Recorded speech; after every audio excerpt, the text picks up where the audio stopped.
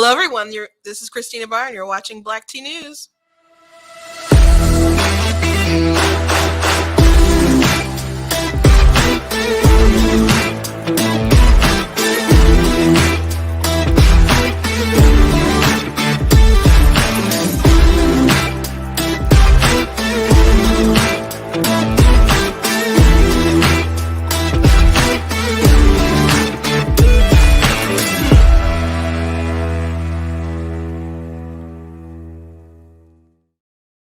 Hello, everyone. Welcome to Black Tea News. I'm your host, Christina Barr. Today, we will be talking about The View, of course. Whoopi Goldberg is upset with Bill Maher.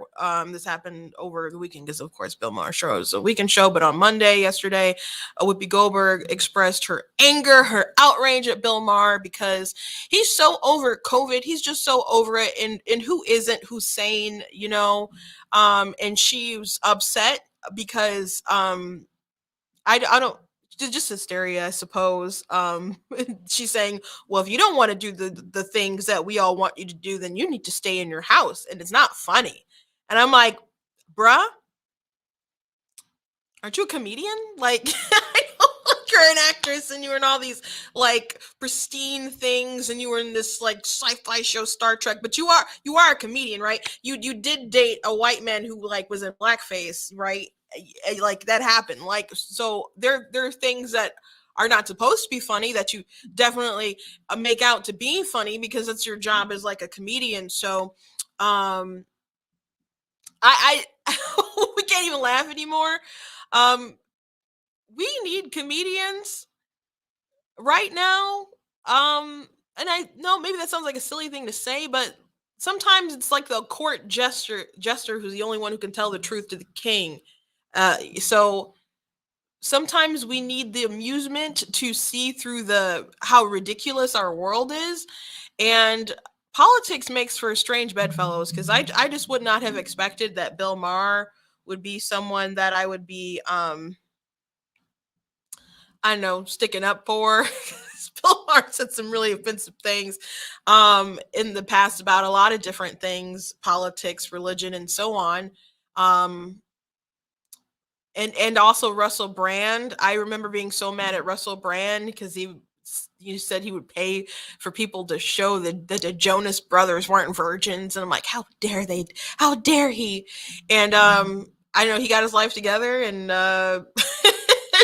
we're still not aligned like on a lot of things politically, but we have more in common than what you think. So politics certainly makes for strange bedfellows, but we will be talking about The View and their crazy opinion of what's going on. And of course, Joe Biden, he got hot mic'd. I don't necessarily know if it was a hot mic, like, because he says some rude things sometimes. So I don't know if he necessarily didn't think that wasn't going to get out there, that he called Peter Ducey a stupid, bleepity bleep. And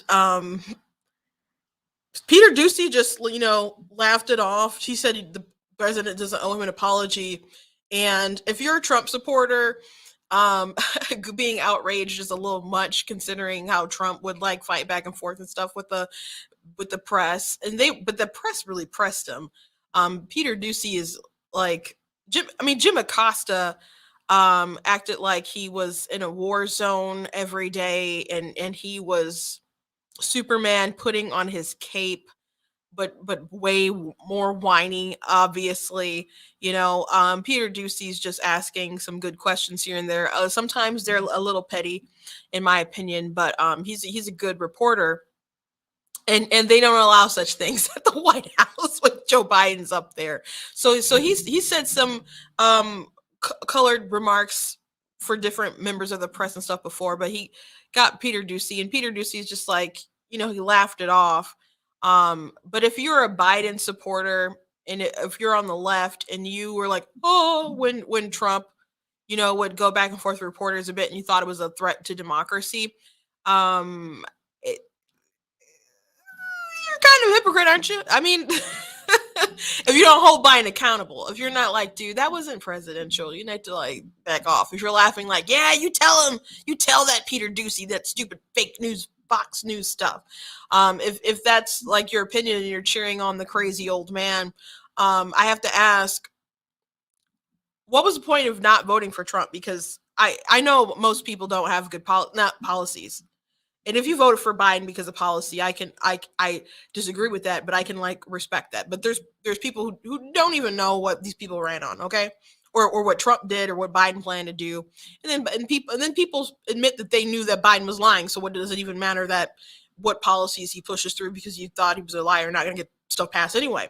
But if you voted for Biden simply because he wasn't Trump, there's a lot of things about Trump's character that you can see in Biden, but actually you've been made to believe that it was worse in Trump, but in a lot of ways things are worse on Biden's side. So we'll go into a little bit of that today. But before we jump into things, I do encourage you guys to go to blacktnews.com, check out different content that I have on the website. Make sure that you guys are following me on all my social media platforms. I'm on Facebook, Instagram, YouTube, TikTok, Getter, Twitch. All my handles are at Black T News, with the exception of the exception of Twitter. That one is at True Black T. So you guys can follow me at Black T News. Black like the color, T like the drink, and news because obviously it's the news. We're discussing news, pop culture, politics of the day. Make sure that you guys are checking out merchandise on the store, like I Am Not the Victim You're Looking For. This Denounce White Supremacy, Defeat Joe Biden shirt with the list of his racist atrocities on the back. Also got this cool goat hoodie. That's what I was walking around in the March to Life, and it is super warm. It is super comfortable, and I do have them in different colors. So if you want to check that out, we got Washington, Lincoln, Reagan, and Trump on there for the goat hoodie. For those of you who do not know, the sports vernacular, that means greatest of all time. So maybe you have other people who are in the GOAT category, but a lot of people do like the hoodie. So that's available at blacktnews.com. And we also have some other great stuff for you guys to check out as well on the website. So please do. And if you would like to donate to blacktnews.com, please consider going to blacktnews.com/support, /donate, and leaving a donation. I thank everybody who supported when I went to the March for Life. I had a great time there, and I was really, really encouraged by all the young people there marching for life. The statements that they had there were, we can love them both. So there are people who are very considerate of the woman, but also of the child. And we just don't, a lot of people push abortion so fiercely, but they're going around ignoring like the child doesn't exist. When you say my body, my choice, I understand that your body is being affected, obviously through pregnancy, but there is someone there in the equation, and someone helped that person be created as well. So it's definitely an issue that has a lot more nuance than I guess people give credit for. But how can you have an honest conversation if you want to ignore that it's at least two people involved? I mean, really three, because the man did help you make it. So I appreciate that there were so many young people there who understood the issues in a more complex level and have compassion for people on both sides. And I did have a gold sponsor, the Michigan Conservative Coalition, so I really do appreciate them and all the other donors who helped out. Kathy Burton's a good friend. She's a National Committee woman. Nancy Tizio was a donor. Jeannie Birchfield, she's a chair out in the west side of the state in Michigan. She's a good friend of mine. And there's other people who donated who I appreciate. And there's people who asked to not be named, and they just were like, well, God knows. And I appreciate that. So if anyone would like to support any other kind of content that we have, you can go to blacktnews.com, and we can keep bringing you up to date on things I guess they didn't really cover, because people kept telling me as I saw my pictures and saw my TikToks and other stuff that I started to put out that they weren't really seeing it. And they weren't really aware of like how big it is. It's a big event every year. Of course, when the president when Mike Pence went and spoke, and other people like in the Trump administration, it got a lot more plays and a lot more media, I guess, than it would normally get. But it really was an amazing sight to see, and it was really encouraging. So if you can go sometime next year, go ahead and go out there and, I don't know, be encouraged. Because like I said, I talked to a lot of really young kids on TikTok who support it so fiercely, who don't really understand embryology and other things, and they feel like they desperately need it so badly, and it breaks my heart. So I am encouraged to see so many young men and women, they're fighting for life, and I do feel like we do have a pro-life generation, but my faith was a little wavering a bit, but it was renewed. So I thank you to everyone who did support me going out there. So I want to go ahead and also mention that there is a convoy of truckers funded by online donations driving to the Canadian capital to oppose the border vaccine mandates and I guess other mandates as well. And they're determined not to leave until they are dropped. I don't know what is going to happen because it's Canada. I mean, Joe Rogan, I'm sorry, uh, their prime minister basically said we are doing things that are against our laws, but we don't care. We're going to do them anyway, which is a huge contrast to when Trudeau once said that our laws need to be protected, even when it's hard, and our rights need to be protected even when it's hard. But they can make those sort of fancy speeches for people who they feel are marginalized, but when they need to protect the rights of citizens who oppose what they're trying to do, they're not so valiant. So Canada has had some huge issues we talked about in Quebec. They are planning to fine people significantly. At the time when they were reporting it, they didn't mention how much it would be, but they're going to fine people who are unvaccinated. Even though in Quebec there's like 90% of the people are vaccinated. So it's like if you have 90% participation and you don't have herd immunity, perhaps the vaccine isn't what's going to achieve it. Maybe that's not what's going to get it. So but we do know, and we found out last week, which actually I didn't find out last week, but they start reporting last week. New York Times and Wall Street Journal were reporting that if you got infected with COVID back way back when, like naturally, then you had better protection against Delta than if you had the vaccine. So I already knew that, and people were really pushing, hey, you can get natural immunity once you've been infected. Now, of course, there are people who are vulnerable and they didn't want to be infected at all, but we could have protected, or we should have done our best to protect the most vulnerable and try to keep our society going.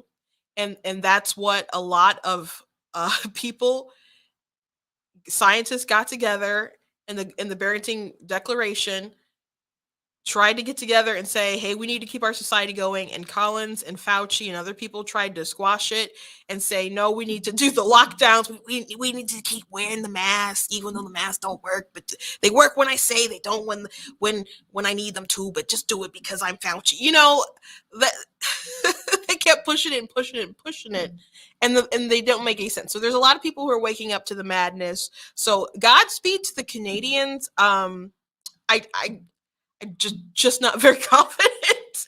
I'm surprised by how much we have decided to take in the United States of America and how much the government has decided to seize in the United States of America and how many people are still backing the insanity going on with Joe Biden. I'm glad he's had some major losses in the Supreme Court and so on.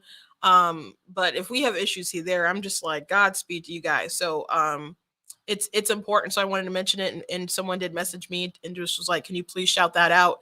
So I wanted to draw attention to it and shout that out because it's important. Speaking of something that's important, Pete Lucido is calling me right now. So we want to talk about Whitmer and the nursing home scandals. So hello. Christina. How you doing, Mr. Lucido?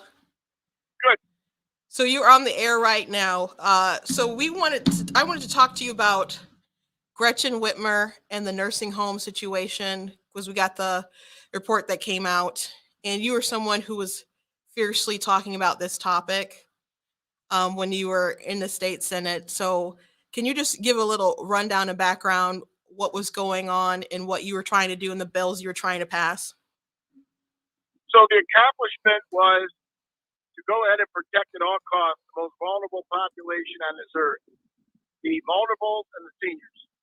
They're the ones at one time that broke their backs for this country, this state, and the vulnerables that can't take care of themselves and need protection at all times. The reality is there was talk about having separate facilities like the TCF and the Novi Expo. There was a lot of preparation, including they were bringing in cots, they were bringing in mattresses, all of the PPE necessary to bring those that were aged and vulnerable to a location that had COVID, so that they would isolate them from those that did not, so the spread would be contained. Unfortunately, that never happened. Even though we spent millions of dollars with those individuals from, our government, our National Guard, to set it all up, even though we went ahead and modified the old Cobo Hall, the TCF Center, we spent over $10 million, the state of Michigan did, through the federal government, in purifying and doing a closed loop system of the air. And I don't know if anybody really knows that, but that was tax dollars that were used through FEMA. Unfortunately, they did something that they should have never done, putting in COVID patients with non-COVID patients that were older. They had the same health taking care of them, spreading this virus amongst them. And when you're already compromised, your immune system, that's the worst thing you can do, because you're basically giving them a death sentence. That's exactly what you're doing. So moving forward, I went ahead and put a bill in saying that if we're not going to do this by way of common sense, we need to do this by way of legislation. I ran the bill through the Health Policy Committee, and what I did was I first listened to what was being said in there, which was, well, we can do better, we can do this, and I said, here's my pen, here's my bill. Why don't you write down how we can do better, what options or alternatives you're offering, and if you don't have any, let's get this passed until you come up with something. See, a good legislature will just go ahead and be a no. A great legislator will come up with some kind of plan to take care of the problem. And the problem was evident in my eyes, and the doctors I had testify, it was clear in their eyes, this is intolerable. It is something that cannot happen. Well, the bill was eventually vetoed by the governor.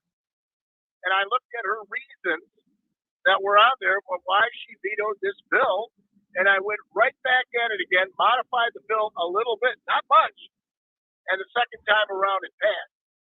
By then there was enough pressure coming from all angles, both Democrat, Republican, as well as from the senior citizens arena, and they said, and the vulnerable, and they said enough's enough. We have to stop something because we just don't see any future of this making sense. So it finally passed before I left the Senate. So if I could interrupt for a second, can you speculate why this was a thing at all? Because there's other Democrat governors who decided to do the same thing, Newsom and Cuomo. So I think there was 5 in total, and Gretchen Whitmer being one of them. But it never made sense why because obviously we always knew that the elderly were the most vulnerable. So why would they come up with this policy at all? I don't know if they couldn't get the money. That's what I always refer to in Lansing. You got to follow the money, look for the money. Could they not get paid from Medicaid dollars? That's what everybody should be looking at. What was the reason they turned their backs on this? Because it was ground zero. They were looking at this thing in the early stages when no one knew really what the hell this thing was about. And they were looking at, in the early stages, having a ground zero. And it was always like New York, like you said, Como. He was bringing over the Red Cross boat to contain people on. And our governor went ahead and reached out and with Mayor Duggan got the TCF Center, the old Cobo Hall, and said they can pull up, it's flat landed, you don't have to worry about steps or plateaus.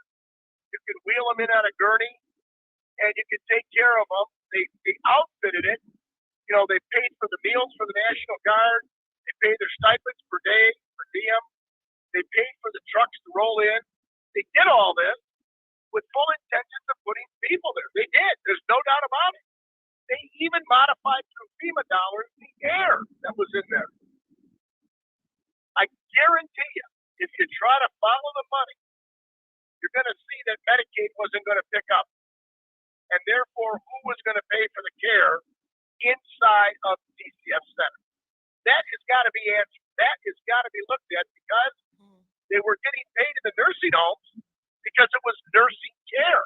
And it was also coverable because we had LARA, the licensing regulation of a state, looking at these and qualifying them that they actually qualify for nursing care facilities.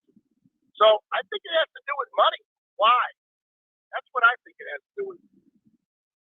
Gosh. So with all the money that was wasted putting it into Cobo Hall and the TCF Center now used to be Cobo, they couldn't have just directed some other, got it from elsewhere. Because how is that money now accountable for the taxpayers? It's just gone. No one's going to answer for that. It's just wasted out in the air. You know what? I don't know if you're ever going to get back any money over this whole thing. Look at our currently, it really bothers me.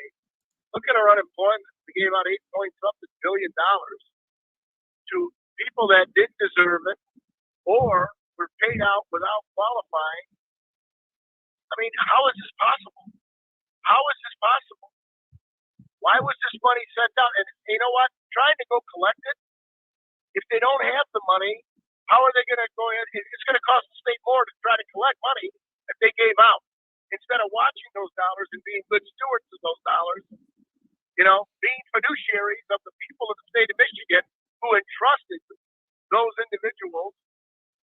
Look what's happening. So you're not going to get your money back. In fact, if you want to know the amount, why don't you ask for it by way of the Health and Human Services, how much was spent on federal dollars and state dollars for outfitting these two places, paying the National Guard, paying to bring all these beds. Where are these beds? Where are these ventilators?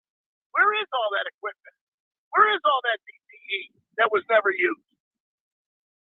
I'd like to know. I'd like to cash that in and put the money back in the bank where it came from, the taxpayers' bank of America. So let me ask about the numbers that came out by the Auditor General. So originally, I remember in the summer of 2020, like Steven Crowder, other people were coming and saying that the numbers are obviously undercounted because in other states the numbers were comparable with nursing home deaths, but in Michigan we weren't counting other facilities that other places would normally count. So now essentially the reports come out that they've counted those numbers, and now Gretchen Whitmer and her team is saying that we shouldn't be counting those numbers. And so it looks worse than what it does. You can count numbers any way you want to. You can add people any way you want to.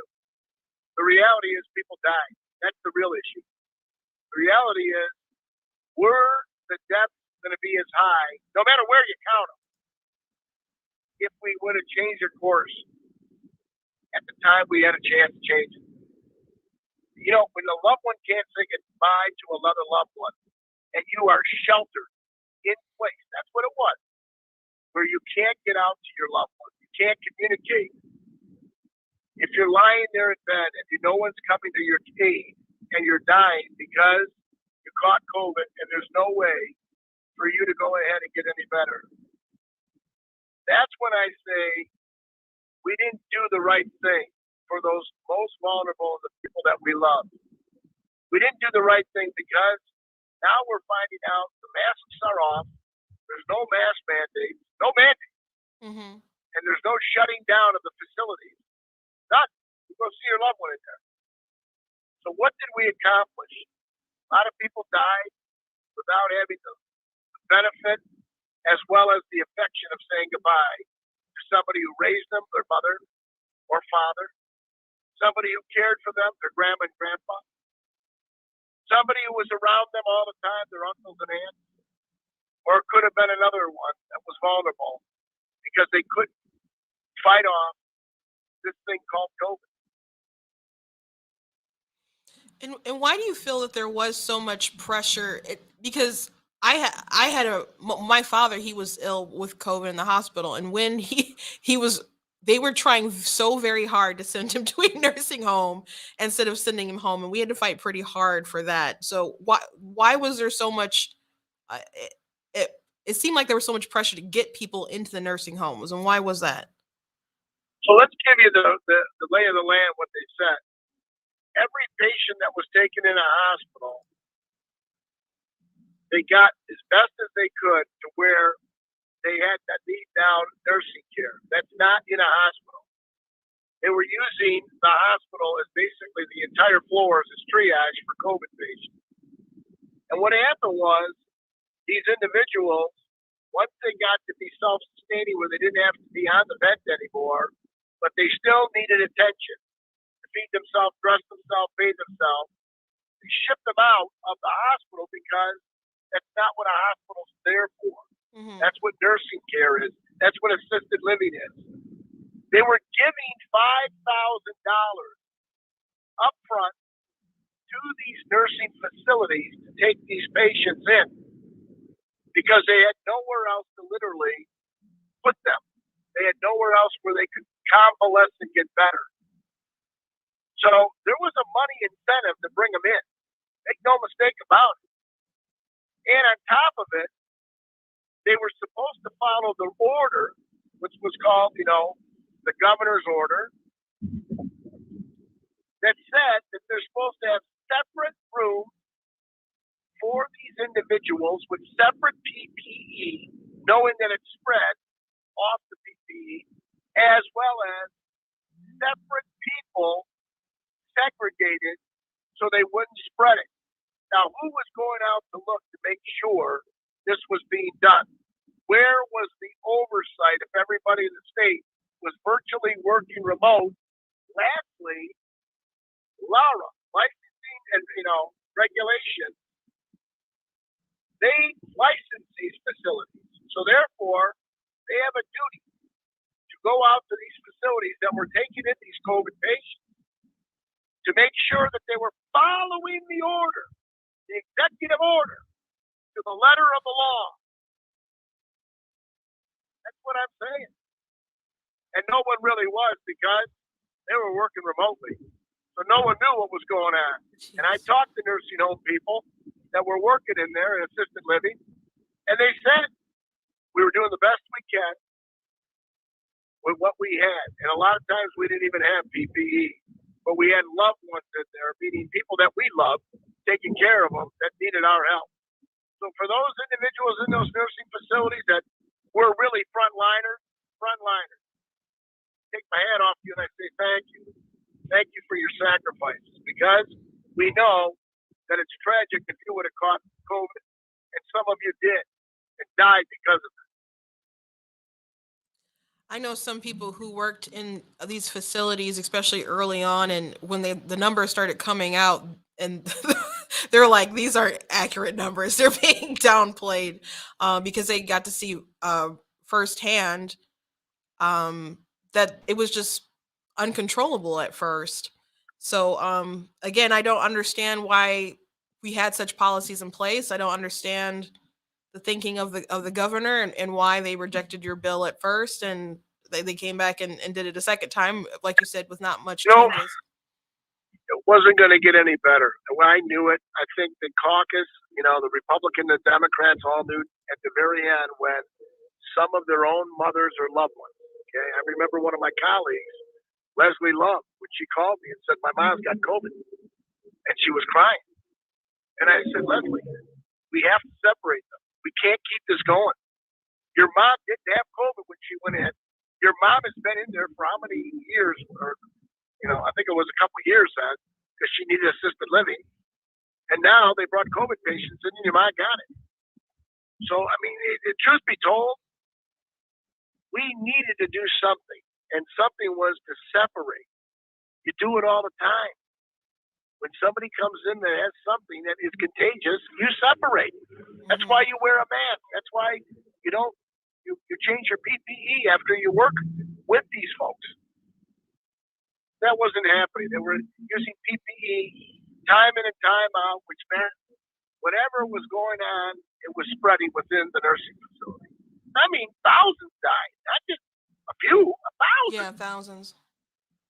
Well, according to the Auditor General, 8,061.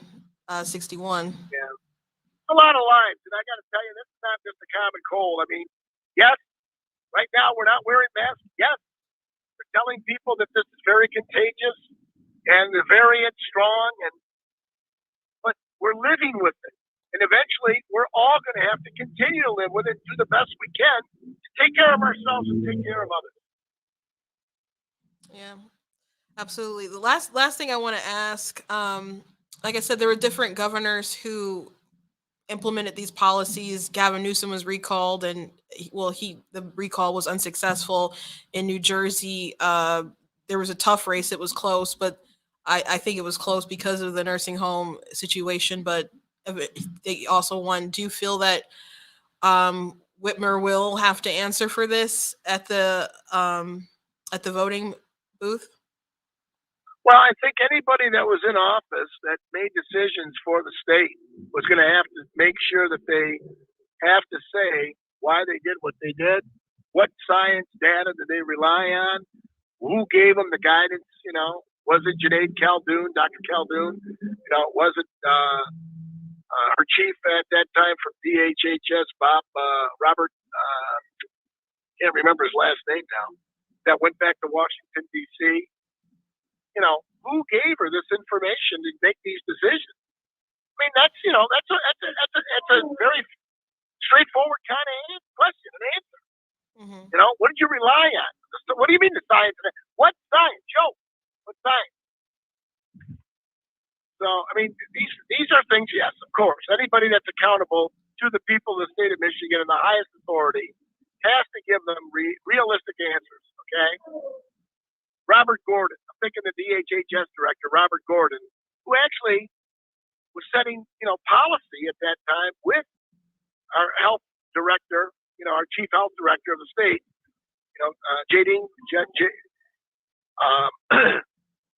Khaldun, Dr. Khaldun, and Junaid Khaldun, and they have to make sure what they're doing represents the science, the data, and the best interest. That's what it is. Well, I hope there is some kind of accountability in the vote. Well, of course, the voters are supposed to hold them accountable. And I feel that Andrew Cuomo is no longer governor. We know he resigned because of his sexual assault allegations, but I felt that there was too much heat on him for his nursing home scandal, and it was opening up the doors for Whitmer and other people who made similar mistakes. So that's my opinion. That's my opinion. Well, it's everybody has an opinion, but Cuomo, it's interesting. And Andrew Cuomo, if you look at what happened, the Attorney General was going after Cuomo. Once he resigned, they folded his case, and that was it. So I guess if you're going to get charged or be involved with a long-term investigation that may be giving you charges, depending on what the outcome is, they kind of close the file once you resign and walk away. Like, whatever happened, we'll just say it's okay. No, it's not okay. It never is okay. Yeah. Because if somebody gets off because they resign, something wrong with the picture. Yeah, there definitely is, and they've been promised accountability in New York, and I don't think the people are really seeing from the new governor what she promised coming in. But I thank you very much for coming on, and this is a crazy world we've been living in for the past couple of years, and you've been in the thick of it, especially in the state of Michigan. And I know this was something that you were very passionate about, and I got to watch you in the news and read you in the headlines and so on. So it was an honor to get to talk to you over the phone and have my listeners hear your perspective. My perspective is only one man's opinion, like your opinion. But at the same time, I do think that next time this happens, that we have an opportunity to do oversight out of the gate and said, okay, send in I don't care if they've got to wear space masks and everything else, people in there, and find out from those that were in those hospital beds, what do they want? Because we never got a chance to hear from them. Why do they want it, and what do they want? How can we be of assistance? Because that's the greatest generation that ever lived, our seniors. And we have a duty. We have a duty to protect them at all costs. Amen. We definitely do, and we definitely did not. So, at least not in our state and a couple other states. So, thank you very much, and I will talk to you later. Thank you very much. Take care. Have a great day. You too. So I'm thankful that he came on. It is really crazy the world we've lived in the past couple of years, and in Michigan, it wasn't as bad as some other states. It's not as bad as some other states as it is right now in Michigan, because I think our governor has like wisened up to the fact that she has an election coming up. But it's been difficult, and for a lot of people, it was difficult when the mandates weren't making a lot of sense. And it was definitely hard everywhere, with people not being able to see their loved ones when they go in the hospital, not being able to see them when they go into the nursing homes, and I think the isolation. I know people wanted to make sure that we weren't spreading COVID, but isolation kills. Isolation really kills. And I can't imagine, like I mentioned on the phone, and I mentioned to you guys before, that my dad had COVID. He went into the hospital the day after the election, and he was there for a while. His like arms and legs were atrophied by the time he got home, and they were really pushing for him to go to a nursing home. And they were saying that it would be too hard for us. And we're like, he has 7 children. We will take care of our dad. Please just give us our dad back. And we really kind of had to wrestle, but we did get him home, and we took care of him, and he had to learn how to like walk again and build up his muscles and stuff. And he had missed Thanksgiving. He came back, I think maybe early-ish December, maybe, and then he had to go back to the hospital because he had blood clots or something. So he did miss Christmas, I believe, but we continued to work with him, and then there were people who came in to the house who helped him as well. And by the time May hit, he was in Mexico on the mission field, because he was determined to continue on with his life and get back to doing the Lord's work. But it was hard, and I just can't imagine that if he had gone to a nursing home and not seeing him, and how that would have tampered with his recovery. Just the fact that you can be with loved ones and communicate with them I would say, would help your will tremendously. So I was glad to get him home. My mom and my older sister Katrina are the MVP.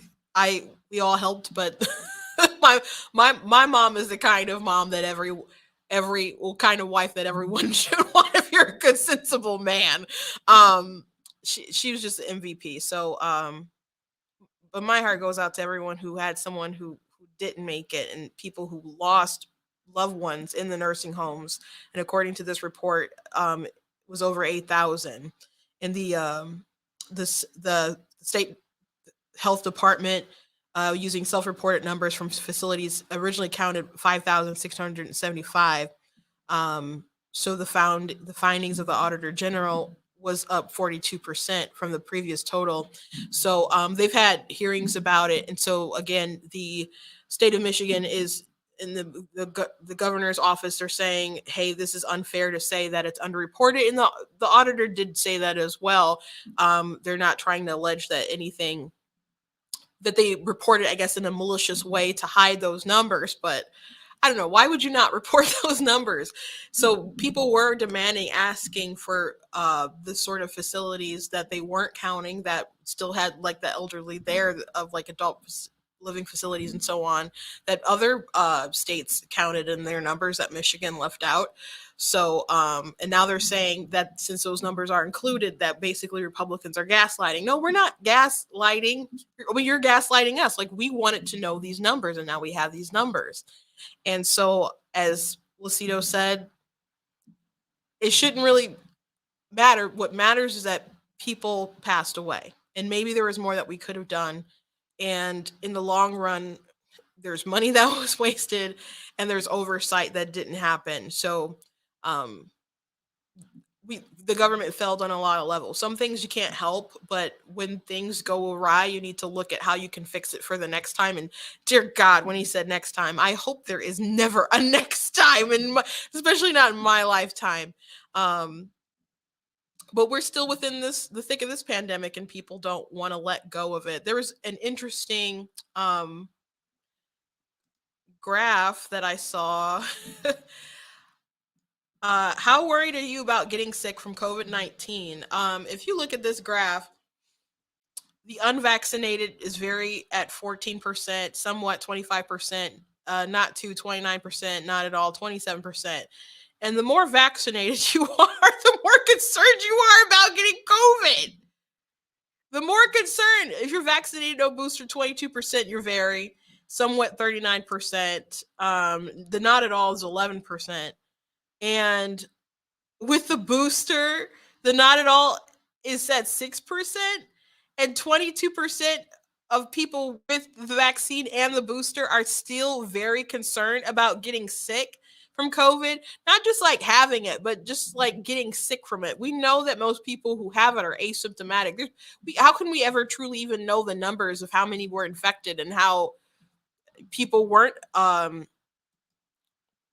impacted with the cases, because some people have never been tested and won't get tested and don't plan to get tested, but they were probably asymptomatic and have antibodies and survived and just never even knew they had COVID. So we know that it's depending on your background, your weight, your age, if you have some kind of respiratory disease or autoimmune deficiency or something, that you may have the comorbidities that will make you more susceptible to getting COVID and really being ill. But for most people, like, you may not even notice that you had it, or you may have some slight symptoms, and Omicron is the most mild out of the, of the variants now. It's very transmissible, but you look at the symptoms and they're pretty much cold level, right? So, and there's people who it's still kicking their butts, but 22% of people with the booster are very concerned about getting sick from COVID, and 46 somewhat, 25 not to, and 6% not at all. So that the very and the somewhat is just amazing. So people who are well, we know they're not necessarily the most protected. If you've been infected with COVID prior and you've recovered, then that's actually better protection than the vaccine. But if you're vaccinated, it was sold to you originally. Maybe this is why they're so terrified, because they've been lied to repeatedly. Because they were told if you get it, you're not going to get sick. That's what Biden said. That's what the CDC said, that you're not going to spread it and so on. Even though there were like reports early on from like the New York Times and other people who were reporting that you can possibly still spread it. And I was pointing out in this show, and not many people were listening, but I always knew from jump that you could spread it regardless of whatever Biden and them were saying. And of course, we see that playing out hugely now. But all these people who are supposed to be safe and supposed to have gone back to normal life are still terrified of living with COVID and getting sick from it. So the people who are unvaccinated, yeah, they're if you are unvaccinated and you haven't had COVID prior infection, then you are the most vulnerable, especially if you have comorbidities and so on.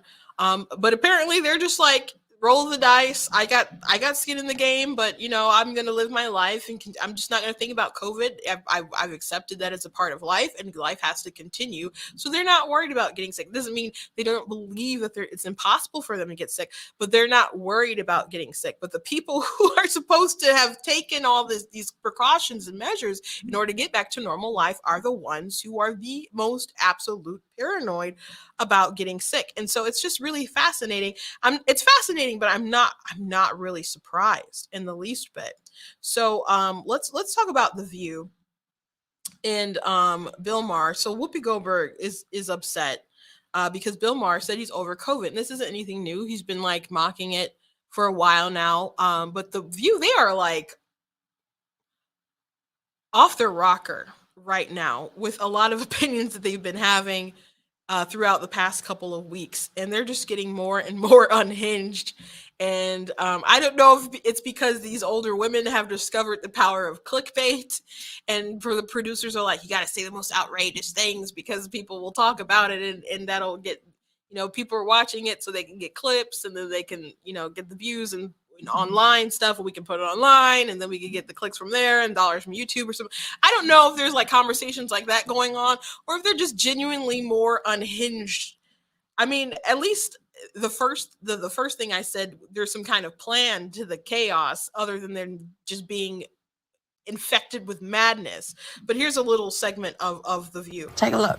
I don't want to live in your paranoid world anymore, your masked paranoid world. You go out, it's silly now. You have to have your mask, you have to have a card, you have to have a booster, they scan your head. Like you're a cashier and I'm a bunch of bananas. I'm not bananas, you are.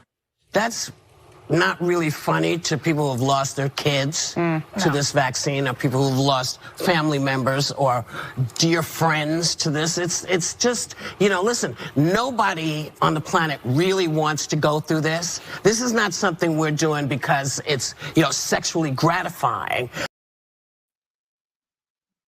What? I didn't hear. Did she say sexually gratifying? First of all, I agree with her that I didn't really think it was funny. I didn't think the joke was that good. But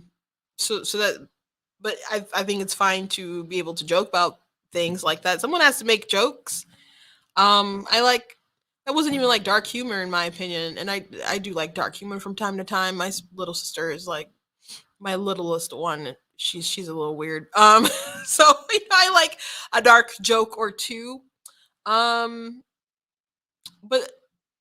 Whoopi Goldberg, again, she's a comedian. She works in the entertainment industry. Like it's not funny to people who lost people.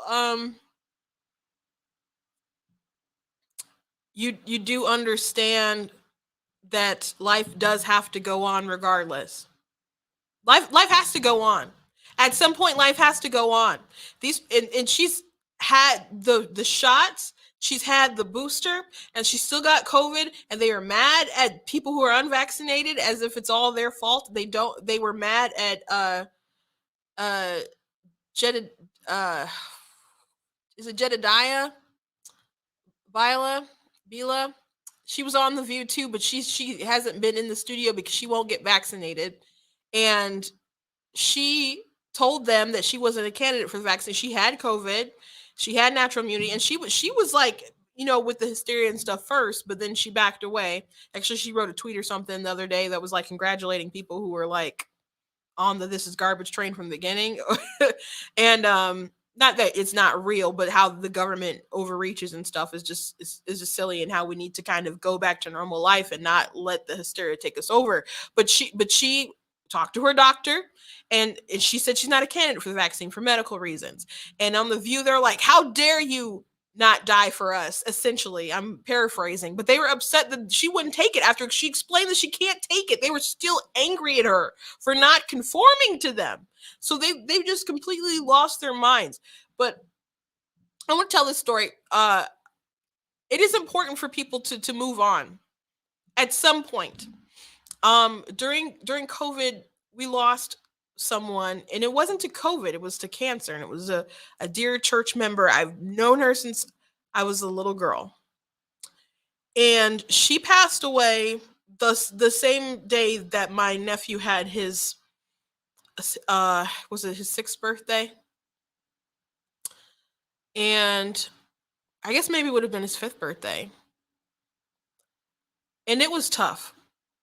It was tough because I wasn't really expecting it, and they were keeping it pretty close to the chest, and we're still like hoping for some kind of, Hail Mary miracle in the end, but she passed away, and it hit us hard. And as we were on my way to my nephew's birthday party, it just kind of dawned on me, symmetry of life, sunset, sunrises, circle of life sort of lessons that you learn when you watch The Lion King when you're a kid. And I turned it on Jesse Duplantis. And I know a lot of people don't like Jesse Duplantis, but it was just awkward, sad silence in the car. And he talked about how on all things you have to give thanks. And I'm like, this is a very harsh but needed spiritual lesson at this time, that in the midst of your deepest pain, you still have to go on and find a way to move on with your life and still find some joy, still find some meaning in it. So yes, we lost someone very dear to us, but we can still embrace the life that we had going on our way to celebrate someone else who's still very dear to us. So people have to figure out how to move on and live their lives. People still being so afraid to this day. And Whoopi Goldberg said that Bill Maher people like him should have to stay indoors. Why should Bill Maher have to stay indoors? What will that even do? People spread it by staying indoors. We've known that since the beginning. People staying home, that's when it rises.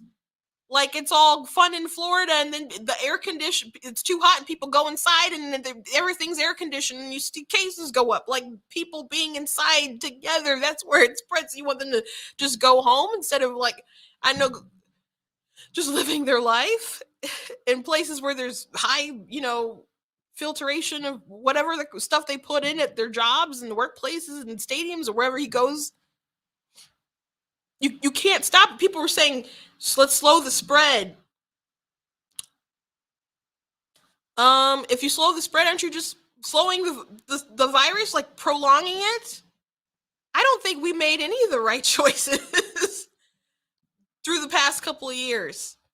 And I was on the side of the doctors who were said, hey, we need to keep living our lives and protect the most vulnerable and have younger people who, to go out and live their life and keep doing things. If you're immunocompromised, if you're elderly, we'll try to protect you as much, but people need to keep living their lives and we need to achieve some kind of herd immunity. I was team that the whole time. And I understand why it was scary to a lot of people, but I feel justified.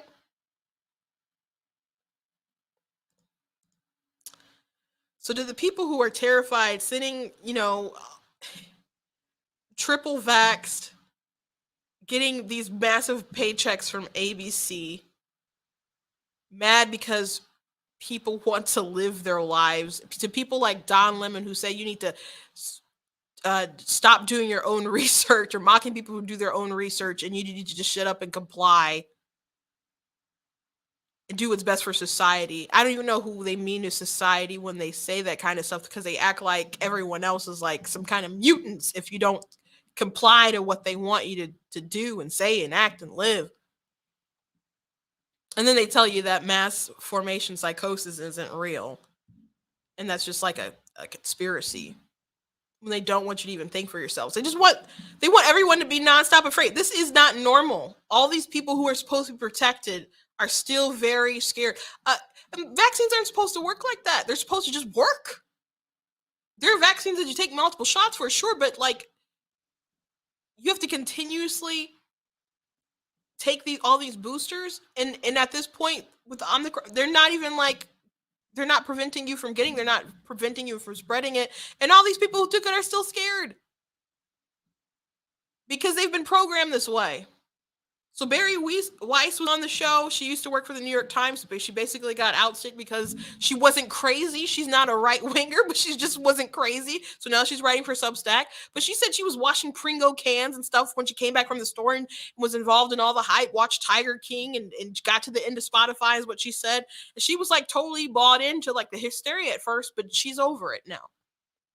She's over it now. And she said when people look back at how we've robbed this generation, how we've isolated them, how they're unprepared for school. A lot of kids are. If you're upper income, you probably found a way. We heard a lot of people, and people are going to look back and say, we made terrible mistakes. But I knew they were terrible from the beginning. I'm going to pat my own back. But I hope we hold some of these people accountable. I hope we hold some of these people accountable election time. Because a lot of the rules didn't make sense, and they still don't make sense in a lot of regard. And it's just about control. It's just about power. And it's obviously about money. I don't know all the threads. Like, Lucido laid out some threads that we can follow.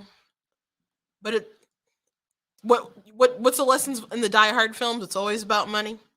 It's always about money. Always about money. Last thing I want to talk about is this Joe Biden Peter Ducey thing. And it's just funny. It's funny that people wanted Joe Biden so bad, and he pretended to have this nice guy persona. And a lot of people like Joe Biden, and that's the thing that they say is going for him, that he's a likable guy. But he's still mean. He's mean, and people didn't like Trump when he would go, kind of spar with the reporters, and which Obama and Biden administration did worse, actually, to like reporters with spying on them and so on. I think that's a bigger deal, but hey, democracy dies in darkness when Trump is in office. He was a much bigger threat to the free press, as Jim Acosta and all these people would say or think or acted like. I don't know, and I don't know how much is legit that they convinced themselves into this hysteria, or if it was just a persona because they wanted Trump to be the bad guy. But Biden is worse in my opinion, and even if you don't think he's worse, he was supposed to not be Trump, right? That was the whole pitch. So if he's going to be a mean, mad white man, could we have at least had the mean, mad white man that had our gas prices low, that inflation wasn't crazy under, that wasn't trying to just like take away our liberties and our freedoms, like who wasn't trying to make life so difficult? I know a lot of people didn't like Trump, but did you not like your life when Trump was president? Because a lot of people had more money in their pockets. Optimism was high. I mean, we really did need a global pandemic to bring the mood down, to kill the mood. And Biden said he'd stop the virus or shut down the virus. He wasn't going to shut down the country. And of course, that's not a promise made, or it was a promise made, but not promise kept, rather. So here's that snippet of Joe Biden. Why are you sending 8,500 troops to Ukraine? What do you think President Biden inflation back? Do you think inflation is a political liability? That's a great asset. More inflation. What a stupid son of a bitch.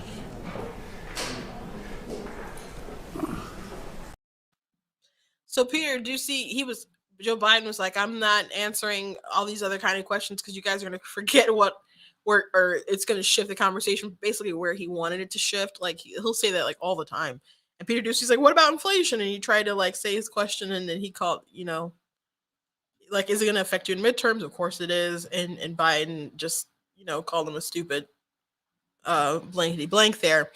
So Peter Ducey he didn't even hear him. Like other people had to tell him about it. And I'm sure there's other like left-wing like press people like, haha, you take that. And there's people on the left who think it's funny and who are high-fiving Biden. But Biden isn't supposed to be this guy. That was a pitch.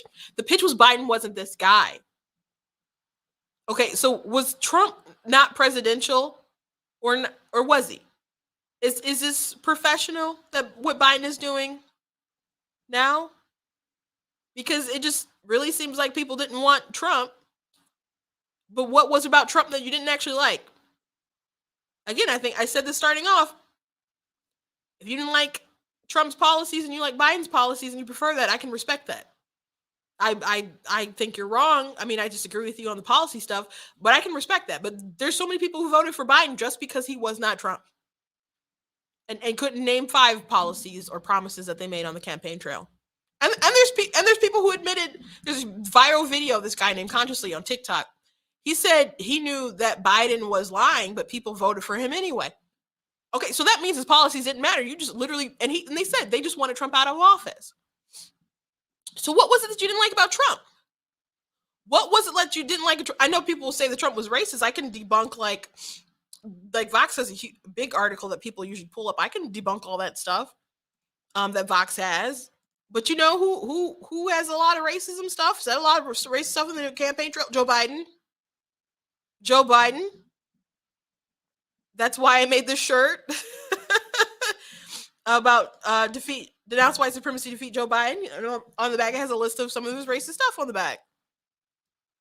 So if you wanted to vote for a candidate because one was racist and one wasn't, or one was less racist, Trump, I would say, was the less racist one. And I can't fathom why anyone from the African American community wanted to vote for a man who said, "You're not black if you don't vote for me." But whatever.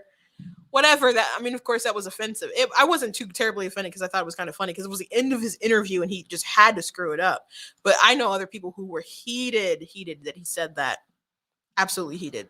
So, but anyway, Peter Ducey just,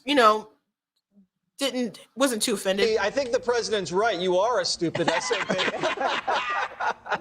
Yeah, nobody has fact-checked him yet and said it's not true. No one's given Pinocchios for that one. No, but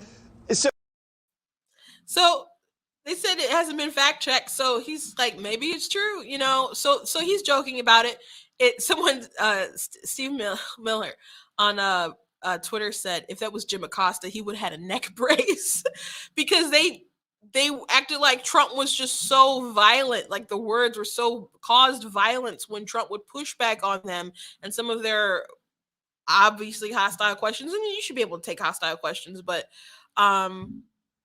they were something else with Trump. They were something else. So Trump matches energy. Okay, if you like Trump, Trump's going to be, kind of nice to you and so on. And he actually has gotten in trouble because people pretended to be nicer than they actually were and they had an agenda. So not always like, the best judgment, because sometimes you can stroke his ego and he'll play along. But the press, the media, they came at him hostile. So he would snap back. He matches energy. That's what Trump does. Biden is just angry when you challenge him. Biden is people talk about him being president houseplant. That's what Ben Shapiro calls him, and other people call him that, and they're like, other people are pulling the strings. Maybe there's people.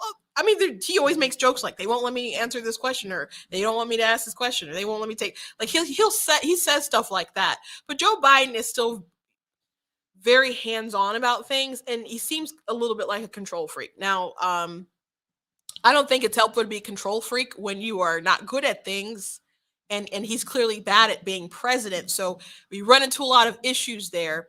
But he's someone who doesn't like to be challenged.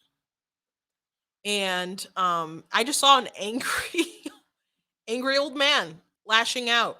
And I don't really necessarily think that was a hot mic. Like, oh shoot, like I forgot my mic wasn't on. I think he just probably says like stuff like that.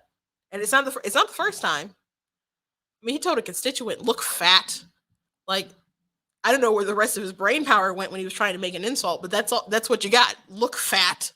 So that's our president right now. That's our president. But everybody's talking about it again. If you want a nice guy, you can vote for a nice guy. And I did a TikTok about this some time ago, and some people were asking in the comments, like, okay, even if you were going to pick between two mean old white men, and I don't really think, I mean, Trump said some offensive things, but like, I think Joe Biden, of course, is worse. But if that's how we're going to categorize them, people said, but there were choices prior to Biden. So why did they pick him is the question. And only the Democrats can answer that, because he pitched that he was the only one that could beat Trump. I don't with all the strings that they pulled, I don't really buy that. So they have to be held accountable for the person that they put up and the person that's in the White House, and the country is not going in a great place. But hopefully his agenda is pretty much dead forever now, because they're not going to be able to move things, any sort of bills. Hopefully he will continue to get challenged in the courts if he continues to do dumb stuff on an executive level. And midterms are coming up, so people aren't going to push too much of a crazy sort of agenda going forward. So It's still going to be another long 3 years, I'm afraid. But there's a bright light at the end of the tunnel this year, because I believe that Republicans will take the House and the Senate. So let's continue working toward that, and hopefully Republicans won't do anything stupid till then, and we'll keep pushing against the stupidity that we see here in the U.S. and hopefully other places like in Canada and so on can continue to push back and take back their country as well. Thank you guys for listening today. I'm really grateful for the Macomb County Prosecutor, Peter Lucido, coming on. He was a former state senator and really did fight for the seniors. And it shouldn't have had to have been so hard. With something, it was bad enough that we were going through something so difficult, but people knew that he was pushing good bills, but politics would get in the way from time to time. But Godspeed to him, and I'm grateful for all the things that he did in his time in the Senate and what he continues to do, and that he was willing to come on the show. Please make sure you visit blacktnews.com. Check out different content that I have on the website. I already showed you guys different merchandise that you guys can get at blacktnews.com, like the "You Are Not That Special" mug. You guys should, get that and trigger your leftist coworkers and just, drink black tea. You sip on that kind of stuff. So you guys can check out the store. Make sure you guys are following me on all my social media platforms: Facebook, Instagram, TikTok, Getter, Twitch, all at Black Tea News. The only one that is different is Twitter, and that one is at True Black Tea. Again, I am streaming back this week on YouTube. You guys know I was on a timeout before. I was kind of careful with my title today because I didn't want to get flagged by because they were mad about my one of my titles before, so I think that's why I got flagged. I don't think they actually watched the episode to see what kind of content that I had in it. I do also want to thank Brighter Michigan PAC. I did stream in the studio today. I'm always grateful to be in the studio. If I said something today that you did not like, I don't care. They don't care. It doesn't work like that. You guys are gonna have to buy a nice black tea mug to cry, to catch your tears in. It just doesn't work like that. They just appreciate conservative voices, and I appreciate the fact that they're willing to uplift them. And we've had a lot of growth at Black Tea News in the past year. I'm coming up on a year on TikTok, and I should be at 90,000 right now followers. So I'm hoping that I can reach that 100,000 before my official year mark hits. So which I'm only another 10,000 away. So that's cool. And there's all these different perks that you can get from reaching that mark too. So I'm excited. I'm looking forward to it. And I thank everyone who has supported, everyone who watches, everyone who shares, everyone who shares video, who shares the lives, who shares a meme. It all draws more eyeballs to Black Tea News. I'm very grateful to everyone who's donated to Black Tea News. And if you would like to donate, you can go to blacktnews.com/donate and support what we do here. God bless, and I will see you guys tomorrow.